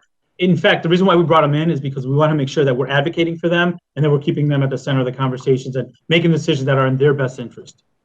Thank you, Bill. All right. Thank you, Mr. Secretary. Madam Chair, I yield back. Thank you. Congresswoman Lawrence. Thank you. I reintroduced the Pell to Grad Act legislation that would extend students' lifetime Pell Grant eligibility to 16 semesters, and it will allow them to receive the Pell Grant Award during their undergraduate education to utilize their remaining eligibility for a graduate degree. Several of my colleagues have referenced the burden of student loan debt. I believe this legislation is a meaningful first step toward promoting access to post-secondary education. So I want to commend the Biden administration for proposing the largest one-time increase in this program since 2009. I want to congratulate you and welcome you to this seat, someone that I feel very confident can rise to the occasion. So my question to you, can you explain the benefits that expanding lifetime Pell Grant eligibility could have for students, especially those able to use their remaining eligibility for a graduate degree? Thank you very much. And I agree, for some students, 16 semesters is not enough, and we need to support them. For many of these students, it's first-gen students who are navigating that space for the first time and, are charting a new course and addressing what their needs are. And sometimes it takes longer. So I support that, and I thank you for recognizing that. The system needs to evolve to the needs of the students and not the other way around. So, Pell Grants, as you mentioned, this is an historic allotment toward that. In 1979, I think it was 75% of tuition was covered for in-state colleges by Pell. That's significant. Now it's like about 25%. So it didn't keep up with inflation, clearly. And for many students, when they see that, they make the decision not to go to college. So we have to do something about that. We have to give access, equity to higher education. We know there's greater earning potential. So this goes a long way to doing that. So it's something that I know that for many students, it's going to be the reason why they go to college. Yes. For other students, it's the reason why they're buying a house or contributing to the economy by being able to do some of those things that they couldn't do if they were burdened with debt. There's so many, it really breaking the cycle of poverty is what it is. So before I close, I want to touch on our efforts to return our students back to school. And I believe your decision to provide a free social and emotional learning course while you were serving as the Commissioner of Education was incredibly timely, considering what we're going through with remote and hybrid learning. One of my biggest concerns is how we can ensure that students have the resources that they need to readjust following this year of pandemic, including access to mental health services. Unfortunately, we've seen the number of suicides go up, and just all of the social issues, abuse, and other things that our children have been going through. How will you use your education as a commissioner during this pandemic to help shape the department's guidance to use by schools across the country, particularly in the area of mental health? Thank you for that. We know our students have been hit hard, and we have to be prepared when we reopen the doors and turn on the lights to make sure that we're meeting the students of today. They're different than the students of March 2020. Our students have experienced family loss. They experienced joblessness of their family. They haven't seen their loved ones in over a year in some cases. We have to be prepared to meet their needs. So instead of just additional 15, 20 minutes with the school counselor for some students, we need to infuse social emotional well-being into the curriculum, into the experience of every child. We need to make mental health support more accessible and remove the stigma that goes around that. We need to provide better professional learning opportunities for all educators to know what to look for, the signs. Secretary, this is the area I want to jump into. We know that we do not have enough mental health professionals to meet that goal, and I'm so glad you have that vision. And I would love to talk to you at another time about how do we build a workforce of mental health professionals to address the children in our schools. And I don't want to leave without talking about student debt. Black women carry the largest amount of student debt in America. So when we talk about the Pell Grant, we talk about other student loan challenges, we have to recognize that Black women are carrying the brunt of that. Thank you so much. My time is up. Thank you. Yes, Congressman Harder. Thank you so much, Chairwoman DeLauro, and thank you, Secretary Cardona, for being here. I've spoken previously about the importance of career and technical education and how those programs really play a vital role in helping folks develop the skills that they need that are in high demand in our current labor market. In a district like mine, only about 17% of adults have a four-year college degree, 83% don't. And so if all we're doing is telling folks that the only route to the middle class is through a four-year college degree, we're going to be leaving out the vast majority of a lot of folks across the country. And even as we're doing more to accelerate people going to college, we can't forget about everybody else. It's something that we've been working on a lot. I know there's a lot of challenges with expanding the availability of access to CTE and skills programs. I've introduced a bill called the Trades and Career Education Skills Package. Last Congress, I'll be doing so again. That package is very focused on trying to create more opportunities for hands-on career education, starting in elementary school, going on through high school and community college. Really focusing on partnerships with local industries to make sure that those students are learning locally relevant skills, as well as expanding access for federal scholarships for short-term, high-quality certificate programs. Frankly, I would have liked to see career and technical education discussed more explicitly in the president's discretionary budget proposal, and that's something I hope to see when the full budget is released. My question, Mr. Secretary, is given the critical role that CTE plays in communities like mine, how do you envision the Department of Education will support scaling these programs up? Thank you, Representative Harder. And I can't agree with you more. I was a graduate of a technical high school where I learned automotive and I chose to go into teaching, but I see the value of giving students options and connecting those options to workforce needs in the community. And I'm sure in California, there's so many opportunities to do that. So here are some very tangible things that I think should happen. We should take our schools, especially those schools with labs, and create a second shift, right? Beautiful buildings, let's create a second shift. No reason why the lights are off at 3 o'clock, and give underemployed families, parents, an opportunity to go and get a credential. We need to connect that with the learning that the students are getting. We need to think about how our community colleges are setting up shop in our high schools after hours. So from 3 to 8 p.m., we have credentialing programs. So underemployed adults have a second chance to go back and get their credential, get their degree, and go back into the community. So we need to think outside of the box. You know, with this funding and these resources, we have the opportunity to really think big on this. And I agree with you. We need to make sure that we're not just saying 4 years of college or bust. There are so many other opportunities. I look forward to learning more from you, working with you to expand opportunities, because at this agency, that's one of my goals, to make sure we're doing a better job creating pathways, not only for our students, but for our adults who want another opportunity at learning. Terrific, thank you. It's wild to me that we offer Pell Grants and other scholarships for some programs, but if you want to be a maintenance mechanic, which is a job where there's a desperate shortage of in my community, it pays 6 figures, it's a really fantastic career, but you are not eligible for the same federal scholarships if you want to go on that career path. Would you consider utilizing Pell Grants and/or any other funding streams to better support individuals to pursue certificates and other certifications in that space, or other spaces like that? Yes, definitely. As I said before, we have to evolve our systems to make sure that our policies are supporting students. Obviously, accountability has to be a part of it. We want to make sure our students are getting a good return on investment. But yes, we have to make sure we're nimble to meet the demands that are out there and the needs of our learners. So yes, I definitely would be in support of reviewing that a little bit more and getting a more perspective on that, making sure we're serving our students the best we can.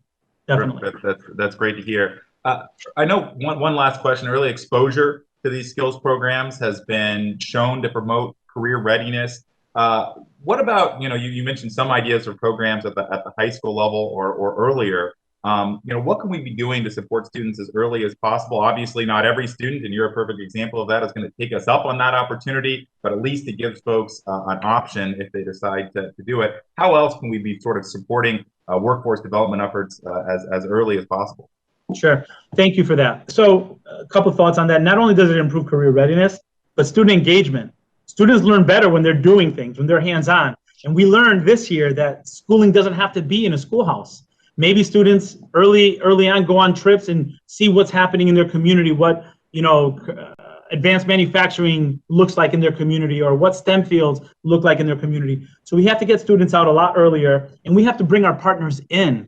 Why not focus on getting some of our workforce partners on our boards of education to help shape the policy at the local level, to make this something that's not just a fancy program for some students, but infused as part of the program for all students. It's great to hear. Look forward to working with you on that, and thank you so much for appearing before the subcommittee. Yes, I yield back the remainder of my time. Okay, thank you. Everyone's been through a 5-minute round. What I'd like to do is to do a next round with 3 minutes and have people adhere to 3 minutes so we can get everyone's questions in. With that, Mr. Secretary, let me begin. This is about ACICS, the for-profit accreditor, which was they were reinstated in 2018 by Secretary DeVos and the Trump administration. Now, this is the accreditor that was responsible for Education Corporation of America, Corinthian colleges, ITT, the for-profit chains who precipitously closed their doors. There was Reagan National University was accredited as an institution. They had no students or faculty. So accreditors are supposed to oversee quality, serve as gatekeepers, and they need to be removed when they fail in that responsibility. Now, the National Advisory Committee on Institutional Quality and Integrity has recommended that federal recognition of ACICS be removed. Will the Department of Education reach a decision on whether to remove recognition? How will you ensure proper oversight for for-profit colleges? Thank you, Chair DeLauro. yes, we stand by the decision, and we recognize that it's our responsibility to protect students by making sure that we remove folks that are not helping produce a good return on investment for our students. They're going to get their due process, and they should, but we stand by the decision to move in the direction that we did. Okay. English learners, particularly challenging year. How will the department's Office of English Language Acquisition work with states and districts to make sure these students are getting the support that they need? Thank you. We need to do better than ever before. We need to see a new day for our Office for Multilingual Learners. Going back to where we were is not good enough. Early childhood education is one, but language support services for students, there's such a gap between the practice and the research on that. We need to go back to what we know works best, honoring and valuing the native language while lifting the second language so we can have multilingual learners. There's a lot of work that has to be done. I look forward to engaging with that with my sleeves rolled up because this is important work for our country. Mm-hmm. I thank you. With the few minutes I have left, let me say in your conversation with Congressman Harder about utilizing schools in a different way, it would seem to me that we could use community schools in a way that these were opened usually from early morning until 8 or 9 o'clock at night, that would be a good vehicle for dealing with how we deal with new learning opportunities and workforce development efforts. Absolutely. I think you're spot on, especially because, families trust their child's teacher. They trust their child's principal. They know that school community. They feel comfortable there. We really need to rethink how we use our space. Okay, thank you. I once taught as a substitute teacher at the Dr. Conti Community School in New Haven, Connecticut. So with that, let me yield to my colleague, Congressman Cole. Thank you very much, Madam Chair. I would have enjoyed that class, I'm sure. If I can, Mr. Secretary, 2 quick questions. One, I'm very heartened to hear about your determination in reopening schools full time. Look, in my district, most of them have been functioning since August. In every case where full time was better than virtual. And frankly, in one case, I was talking to the superintendent yesterday. He had offered both options. About 2/3 of the students came in on a regular basis. About 1/3 did not. He said it's a dramatic difference between those that didn't. He said we're actually removing next year the option of going virtual. Have you thought about tying any of the distribution of money that is going to be under your authority to the restoration of 5-day education? It's my expectation that by the fall, all students have in-person learning options 5 days a week. I really, I want it now in the spring. But we'll problem solve with folks, but we need to provide in-person learning opportunities for all students 5 days a week in the fall. That's my expectation. I hold funds if they don't do it. Yeah, well, I appreciate that, and I hope you again use whatever tools you have because I think the evidence, both medically for the health of the kids and educationally, is pretty clear. Second question I have also relates to distribution. I'll be very candid with you. I think one of the problems that my side of the aisle had on the American Recovery Plan was the lack of information in the original legislation about how money would be distributed. Let me give you an example. It doesn't relate to education, but we had a formula in the American CARES Act that distributed money on a per capita basis. It was changed in the American Recovery Act. And frankly, it was changed in ways that the money was skewed heavily toward blue states at the expense of red states. There was actually 20-odd governors that protested this. So I'm very interested, as you develop standards, what your criteria is going to be. It's an enormous amount of money, $130 billion at your disposal, your department's disposal. What are the kind of standards you'll use? What kind of transparency will we have in seeing those standards before you actually begin to distribute those funds? Thank you for that question. We have an opportunity, a once-in-a-lifetime opportunity, not only to support students, but to provide equitable opportunities for students and really address some of those issues that happened before. But we also have to be conscious of we're using taxpayer money. So we have to be as transparent as possible. We have to be clear about our intentions and be very purposeful when communicating what the money should be used for. We want to make sure we're addressing the pandemic impact. Some students were impacted more than others. That should be driving how decisions are being made, nothing else.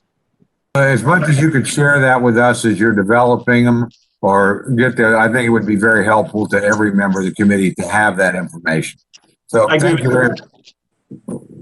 Again, my time's up. I'm going to live by my chairman's admonition. So thank you very much, and thank you again for your testimony. Thank you. Congresswoman Clark. Thank you. Thank you for the second round. Secretary Cardona, I'd like to go back to some of the discussion that we have been having around a rule that followed President Biden's executive order, which directed the federal government to pursue a comprehensive approach to advancing equity for all, especially people of color. And I wanted to give you a chance to address some of what my colleagues have raised both here today and otherwise about that helping students connect with the history of our country, with the history of racism and the toxic roots of slavery. Can you tell us what is at the basis of this and how you hope that this education around the history of our country will be uniting and not dividing?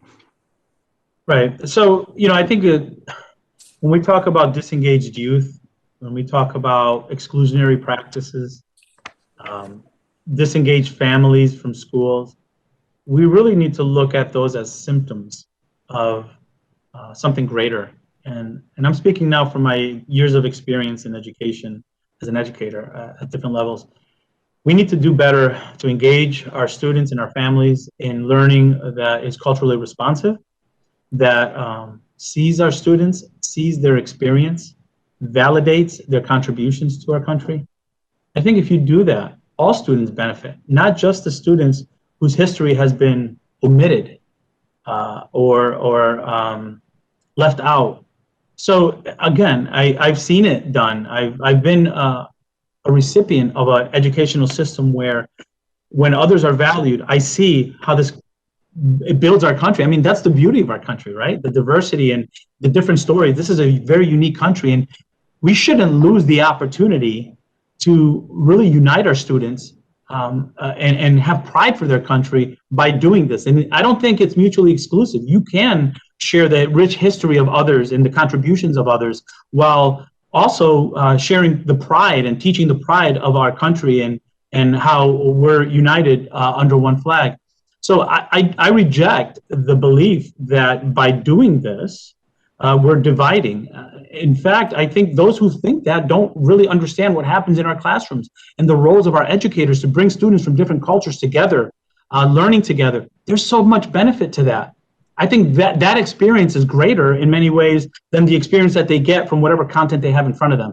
So we recognize the opportunity we have as educators to bring our country together and listen to our students and give them an opportunity to share their voice. They're ready for it. Sometimes the adults take a little bit longer, but they're ready for it. Thank you so much. Congressman Harris. Thank you very much. And, just to follow up on that, I appreciate you want people to know the rich history and contributions, but, in Baltimore, when they tear down a statue of Christopher Columbus, that doesn't contribute to sharing rich history and contributions. Now, the Department of Education made the front page of the Wall Street Journal last Friday with a story that I hope you're familiar with about the Courtney report on student loans. Of great concern, this is we are the Appropriations Committee, and the focus of this article was that the Biden administration has outright rejected the Courtney report and will continue to falsify or to claim large profits on student loans or even small profits on student loans portfolio, when in fact the Courtney report indicated that probably a third of the student loans will never be repaid. And this does bear on the ability, for instance, to refinance student loans, because if on paper refinance results in less profit that was never there to begin with, you might be less likely to refinance loans. So first off, the article says, claims, and I don't never believe anything I read in the media on first blush. It says that Biden officials never saw Mr. Courtney's report. Mr. Secretary, did you see Mr. Courtney's report? My staff is aware of the report, and I stand by the decision to make sure that. Did you see Mr. Courtney's report, and did any of your staff read Mr. Courtney's report? See it, because the Wall Street Journal claims your staff didn't see it. They dismissed it out of hand as some Betsy DeVos, scheme against student loans. And now, Mr. Courtney was in fact a very high-ranking individual in a very foremost financial services firm who ran their student loan portfolio. This is not someone with a political agenda. This is someone who made great success in the private finance sector. You stand by their decision, having never seen the report. Is that your testimony today in front of this committee? You know who else has a lot of credibility in the field? Mr. Secretary, excuse me. If you don't want to answer the question, just say, look, I don't want to answer the question. Are you standing by the Biden administration, Department of Education officials in their assessment, having never seen the report yourself? I stand by the decision of my team to not validate a report that was developed without the same checks and balances that the reports that we use. So you think that it's okay to dismiss it without actually reading it and seeing what it says? Because this involves hundreds of billions of dollars of potential student loan default that is on our budget, contributing to our deficit. Mr. Secretary, I'm disappointed that you would dismiss a report this serious. And look, I understand you're smiling about this. Nothing to smile about. This is hundreds of billions of dollars in student loans, with the administration dismissing out of hand without the secretary even having seen the report. I yield back. I have confidence in my team, and I stand by the decisions we've made. Thank you.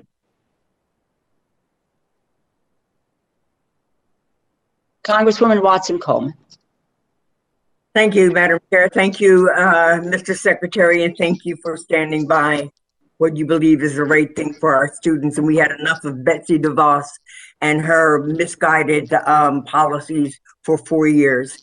Let me just say that when I do the Pledge of Allegiance to the flag and I say one nation under God, I feel something when I say that because I believe it. And so I'm very much appreciative of the fact that you've mentioned that a number of times.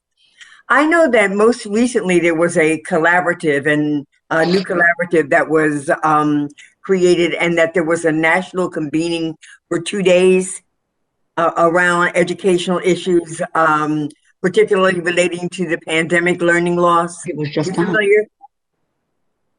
The reopening summit? Is that what you're referring to? Well, I have it down here as the national convening of the collaborative, a 2-day discussion of leaders and stakeholders to design evidence-based programs to address the pandemic loss. The Summer Learning Collaborative, yes. Okay. I'm really interested in knowing some of the outcomes, particularly as they relate to the impact of the pandemic learning loss on minority students, and what we're proposing with regard to giving that the attention it needs.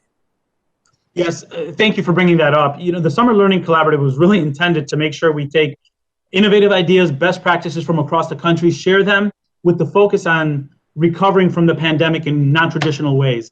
I often said I'd love to have summer learning programs without one ditto, right? We need students to have hands-on experiences. So that's what that was. We're going to be releasing a report soon, probably next month, about the impact of the pandemic on different students, to make sure that when we reopen schools, we're addressing those with energy and making sure that the resources that we have are aimed at that. Definitely will keep you in the loop and look forward to having more conversations with you about and particularly mental health services for Black youth in particular. Thank you very much. Let me just say that New Jersey has a reputation for having one of the best school systems in the country, but we also have the most segregated school system, one of the most segregated school systems, and you'll find the differential is very stark in what happens in those schools. And I very much am a magnet school person. I've got lots of ideas. What I think that the other schools should have been laboratories. and that we should have learned from and be able to apply, not substitute for just plain old public schools. And I look forward to having discussions with you because this is a very important subject to me. And I thank you for being here. And Madam Chair, I yield back and thank you for your indulgence. Thank you. Okay, thank you. I think that there are Ms. Lawrence, Congresswoman Lawrence, Congressman Harder. Okay, what I'd now like to do is to yield to the ranking member for any, closing comments. Oh, wait a minute, Congresswoman Lawrence, this is a 3-minute round. You're recognized. Thank you so much. Mr. Secretary, thank you for your time. I just want to echo and show some bipartisanship here. I think in our commitment to developing a skilled workforce that we need to look at Pell Grants and other resources for those who choose not to go to a four-year university, that we're giving them the resources to aid them in attending these certified community colleges programs. And again, the point I wanted to make about the skilled workforce that we need for the mental health. When I dealt with Flint and we were trying to mitigate the lead poisoning in those children, the one thing they said they needed were social workers and mental health providers in the schools, because we knew that the lead poisoning would have an adverse impact on their development and they would act out in school. And we didn't need to put them in detention and expel them. We needed mental health trained professionals so that they could care for these children. The number one thing we heard was that there are not enough people going into social work or the mental health profession. And so in your role, how do we feed, support, and incentivize? We have Teach America. We have programs for rural doctors. How do we grab hold to this? Because we're also dealing with this in policing. We need mental health professionals to address these psychotic situations instead of calling 911 to arrest somebody, beat them, and unfortunately sometimes kill them. So we have a crisis when it comes to mental health workforce. And that was my second question. Thank you so much. Thank you for that. You're absolutely right. We need to be proactive. What we saw in Flint should serve as a lesson. We're coming out of a pandemic, and the mental health needs of our students and our staff, I would add, need to be at the forefront. Our social emotional well-being. So not only do we have to plan for it, but we have to make sure we have qualified staff. I think the community school model really helps that.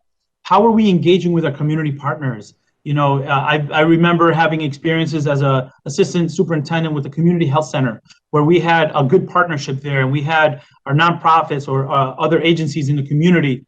It takes a village, right? So how do we think outside of the box? That's why this investment in community schools is critically important to get to those underlying issues. It's hard to learn. Your academic bandwidth is diminished if you're hungry, if you have housing instability.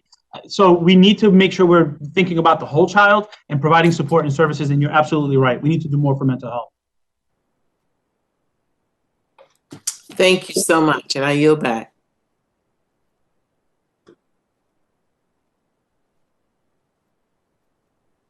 Thank you. Let me now yield to the ranking member, Congressman Cole, for any further comments or closing remarks that you would like to make. Thank you very much, Madam Chair, and thank you very much for holding the hearing. As always, a great hearing. Mr. Secretary, it's really good to have you here and have an opportunity to get to know you a little bit better. And I appreciate your testimony, and I appreciate very much the spirit in which you approach the hearing. Let me go back and make a few points. We do, and I would be remiss not to point this out, have a fundamental disagreement overall with the president's budget, in the sense that we think there's too little in defense, too much in domestic spending. Your department is probably at the top of that list. A 41% increase is pretty generous, to say the least. And we think there's going to have to be some adjustment there. And if we can't get there, what I would fear as an appropriator is we'll stumble into what's called a continuing resolution. You'll be living with last year's budget. That's something that none of us on either side of the aisle want to do.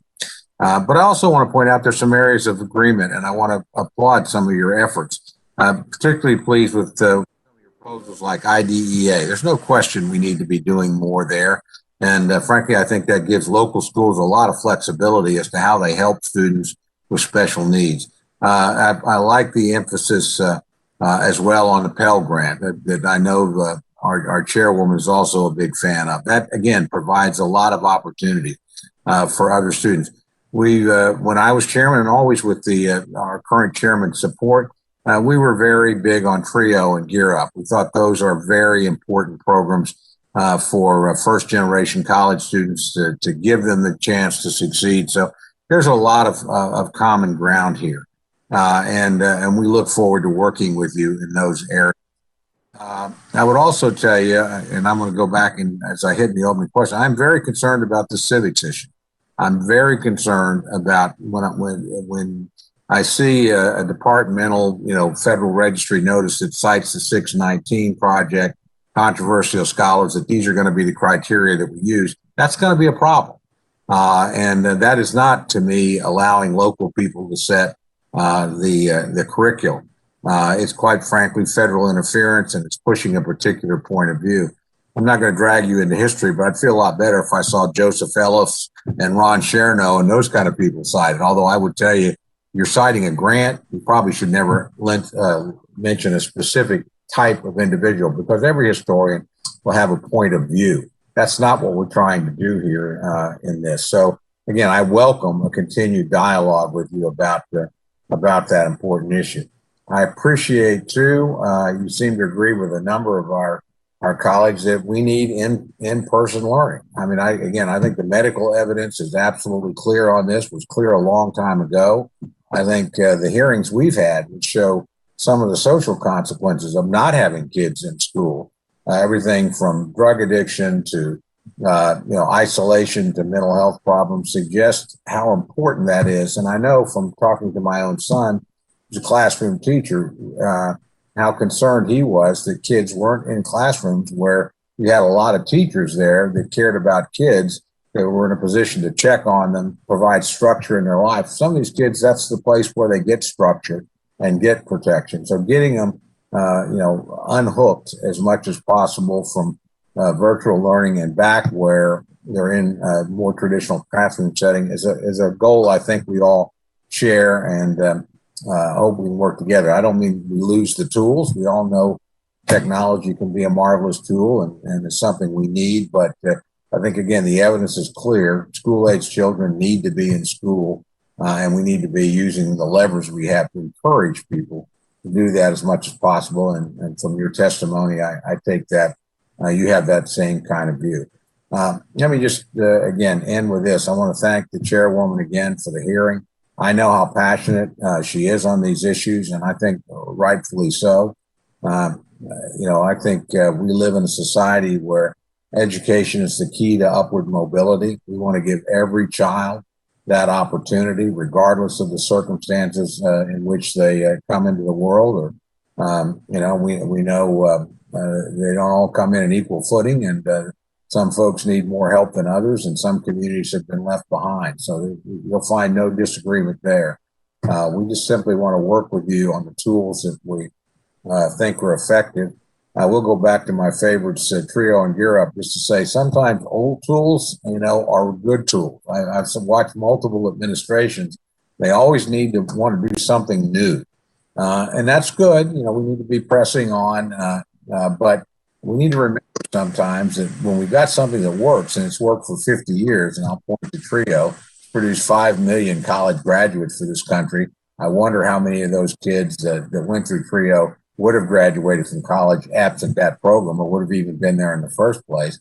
And I'd say that's a good program. That's a program that's produced for the American people, and it's given millions of our fellow Americans opportunities that their parents and grandparents never, ever had.